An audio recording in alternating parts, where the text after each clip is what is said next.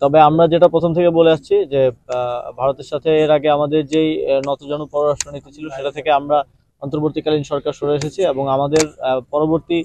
আহ, আহ, সম্পর্কটা বা চলমান থাকবে আমাদের ন্যাশনাল ইন্টারেস্ট অর্থাৎ জাতীয় স্বার্থকে সামনে রেখেই, জাতীয় স্বার্থকে কম্প্রোমাইজ করে কোনো রিলেশনে আমরা ইন্টারন্যাশনাল রিলেশন আমরা বিশ্বাস করি না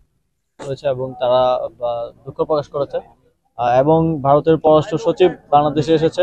আমাদের মাননীয় প্রধান উপদেষ্টা সহকারে আরো কনসার্ন যারা আছেন তাদের সাথে বৈঠক হয়েছে এবং সেখানে ভারতের পক্ষ থেকে রাষ্ট্রীয়ভাবে আমাদের সাথে সম্পর্ক উন্নয়নের ক্ষেত্রে উন্নয়নের জন্য তারা জোর দিয়েছেন। তবে আমাদের দিক থেকে যেটা বলা হয়েছে সেটা হচ্ছে আমাদের আহ, আহ, যেই সম্পর্ক উন্নয়নের ক্ষেত্রে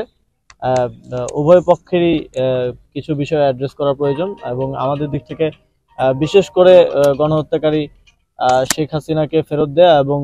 তিনি যেন সেখানে বসে